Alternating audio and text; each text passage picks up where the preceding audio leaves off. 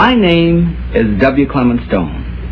As General Manager of the Napoleon Hill Associates, it is my privilege to introduce you to Napoleon Hill. How do you do? I'm very happy to have this personal visit with you. Won't you be seated, please?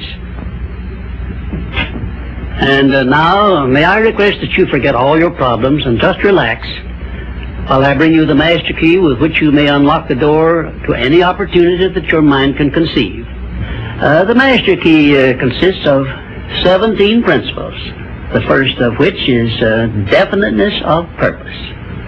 Right here at the beginning of our visit, I'm going to make you a promise. If you will decide definitely what you want most during your entire lifetime and write it down on paper so that I can read it, I will give you the master key with which you may open the door to the attainment of your desires, whatever they may be. The exact moment when I will deliver this master key to you will depend entirely upon when you are ready to receive it. This is the first of 13 messages that I will deliver to you. Now, in each message, I will describe the master key in terms that you will understand, if you are ready to understand. And now I shall give you the first cue as to the nature of the great master key which has been responsible for all the great successes in every calling, in every part of the world. Please listen carefully to what I have to say, because you may discover the secret of the master key in this first visit. You may get your first cue as to the nature of the great master key when I tell you that psychologists have discovered a natural law which is the very foundation of all personal successes. And I can describe it to you in one short sentence so you can understand it. Whatever the mind can conceive and believe, the mind can achieve. Isn't that a profound statement? You will notice that it says nothing about the need for education, but simply that whatever your mind can conceive and believe, your mind can achieve.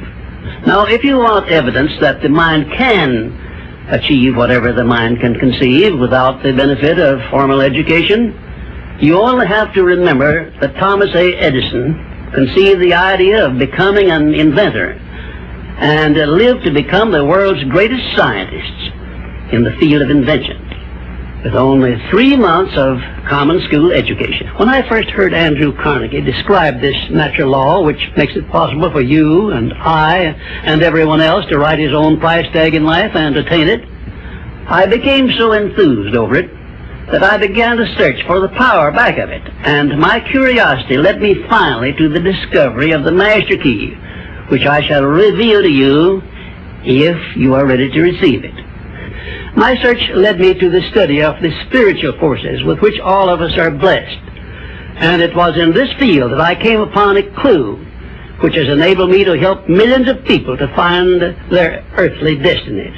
I want to describe my discovery in the simplest terms possible, because it will reveal to you why it is true that whatever the mind can conceive and believe, the mind can achieve, regardless of how many times you may have failed in the past or how lofty your aims and hopes may be.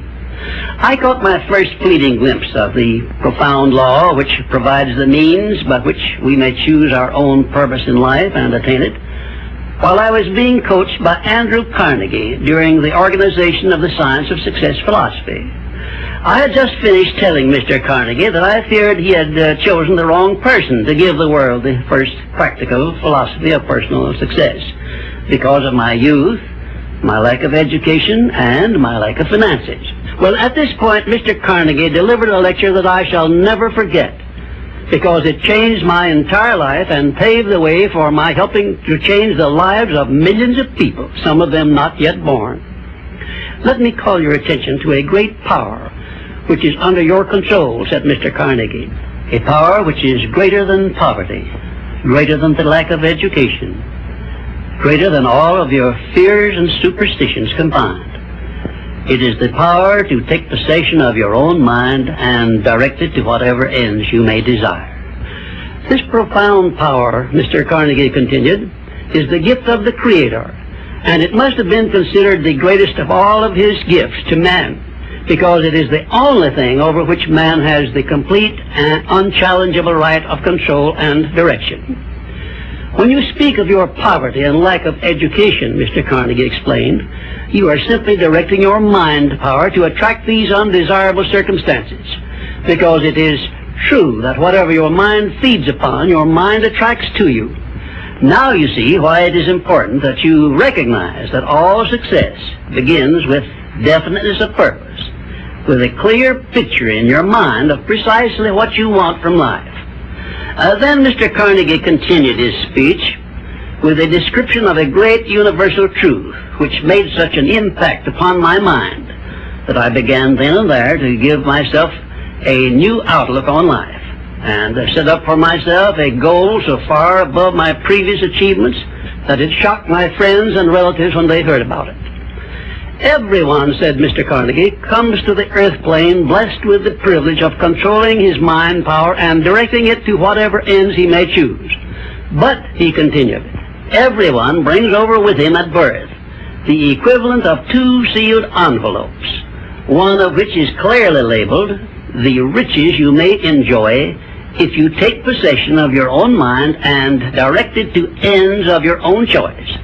And the other is labeled, the penalties you must pay if you neglect to take possession of your mind and direct it.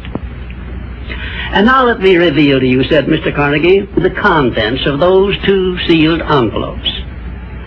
In the one labeled riches is this list of blessings. 1, sound health. 2, peace of mind. 3, a labor of love of your own choice. 4, freedom from fear and worry. 5, a positive mental attitude.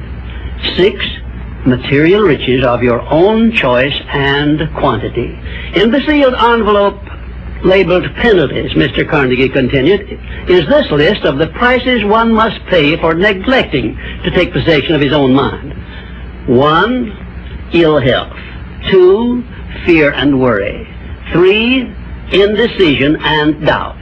4, frustration and discouragement throughout life. 5, poverty and want. 6, and a whole flock of evils consisting of envy, greed, jealousy, anger, hatred, and superstition. Now, my mission in life is to help you and everyone who needs my help to open up and use the contents of the sealed envelope labeled riches.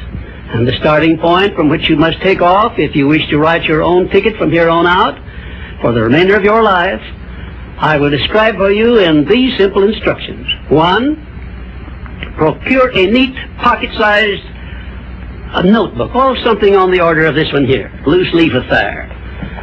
And on page 1, write down a clear description of your major desire in life, the one circumstance or position or thing which you will be willing to accept as your idea of success. And remember before you begin writing that your only limitations are those which you set up in your own mind or permit others to set up for you. And 2, on page 2 of your notebook, write down a clear statement of precisely what you intend to give in return for that which you desire from life. And then start in right where you stand now to begin giving. And 3, memorize both of your statements, what you desire and what you intend to give in return for it, and repeat them at least a dozen times daily. And always end your statements with this expression of gratitude for the blessings with which you were gifted at birth. I ask not, O divine providence, for more riches, but more wisdom with which to accept and use wisely the riches I received at birth in the form of the power to control and direct my mind to whatever ends I desire. If you are not too successful or self-satisfied to accept and express this profound prayer, if you accept it and express it in the same spirit of humble sincerity in which I pass it on to you, a new and a better world will reveal itself to you. A world in which you will see reflected the circumstances and the things which you yourself have created. In my next visit, I will give you a description of the second principle of success, through the application of which you may make use of the education and experience of other people, and get the necessary help you may need in attaining your definite major purpose in life. And now let me close this, our first visit, with my favorite expression of gratitude. O divine providence, I ask not for more riches, but more wisdom with which to make wiser use of the riches you gave me at birth, consisting in the power to control and direct my own mind to whatever ends I desire.